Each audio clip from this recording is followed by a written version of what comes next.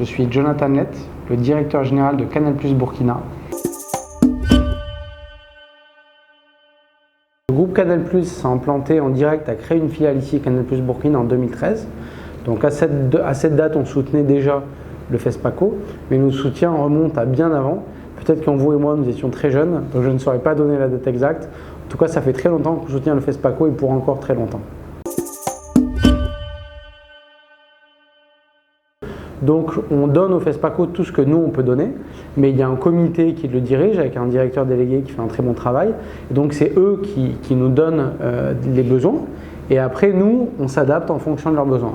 Aujourd'hui par exemple, nous avons 2 salles de cinéma au Burkina Faso. Évidemment le FESPACO a besoin de salles de cinéma, donc nous leur mettons à disposition des salles de cinéma. Le FESPACO, nous n'avions pas de salle de cinéma il y a quelques années, donc on ne pouvait pas leur apporter cet accompagnement. Donc ça, c'est un des accompagnements qu'on leur donne. On leur donne des accompagnements de beaucoup d'autres ordres, que ce soit de nature financière, en visibilité, en communication. On essaie de les aider de la manière la plus large que ce qu'on peut offrir.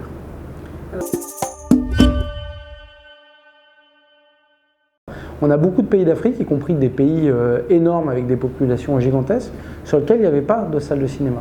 Donc l'idée, c'était de pouvoir donner aux téléspectateurs des moments de plaisir, en leur permettant d'accéder aux salles, mais aussi, et c'est très important, de permettre à l'écosystème du cinéma, aux réalisateurs, aux producteurs, aux acteurs, d'avoir un espace où ils vont pouvoir diffuser leurs films. Donc c'était ça l'ambition de base, c'était de pouvoir faire rencontrer une offre et une demande africaine qui, bien qu'elles cohabitaient géographiquement, n'avaient pas l'espace pour pouvoir se parler. Donc c'est ça qu'on a essayé de faire. Donc on ne diffuse pas que des films africains, on essaie de diffuser des films de tous les horizons, on n'est pas fermé. Tant que ça plaît, on va le diffuser. Mais l'idée c'est aussi surtout de pouvoir laisser un espace d'expression. Et par exemple, typiquement, je sais qu'il y a plusieurs pays, ça ne s'est pas encore fait au Burkina Faso, mais ça se fera, où on peut prêter aussi le cinéma pour des projections de films d'école. Films d'école, on sait bien que c'est pas toujours facile de les faire projeter parce que c'est un premier film, parce que c'est compliqué, on n'est pas encore connu. Donc l'idée, c'est aussi de permettre à des très jeunes réalisateurs de se créer un espace et puis d'avoir un premier élément de visibilité pour pouvoir se faire connaître.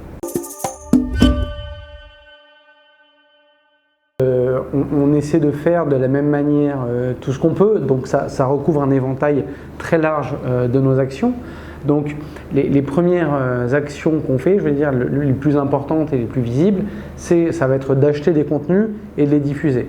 Que ce soit des longs métrages qu'on va diffuser sur les chaînes Canal+, que ce soit des séries qu'on va diffuser sur A+. La chance qu'on a, c'est qu'on a beaucoup de fenêtres différentes, beaucoup de chaînes différentes, et chaque chaîne a son contenu qu'on va pouvoir diffuser. Donc ça, c'est un des volets de nos apports.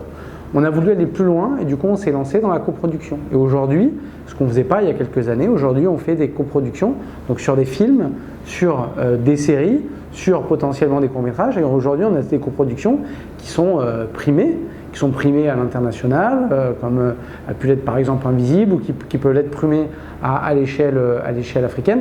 Et on a aujourd'hui au FESPACO des films et des séries qui sont des coproductions Canal+. Comme moi je suis burkinabé, je vais citer 3 Lascars de Boubacar Diallo, mais il y en a beaucoup d'autres. Certaines qui ont déjà eu des prix.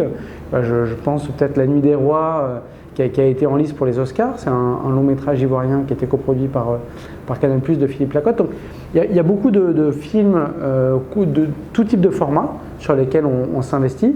Et puis bien sûr, on cherche à aller plus loin, parce que même s'il y a des très bonnes écoles de cinéma en Afrique, je pense bien entendu à l'ISIS au Burkina Faso ou à l'ISMA au Bénin, un pays que je connais très bien. Il y a quand même toujours néanmoins besoin de se former. Ça, c'est valable quel que soit le continent. Donc on essaie d'organiser tantôt des masterclass avec des réalisateurs qu'on fait venir, ou des producteurs ou des acteurs. Et puis tantôt, on essaie de faire nous-mêmes des formations.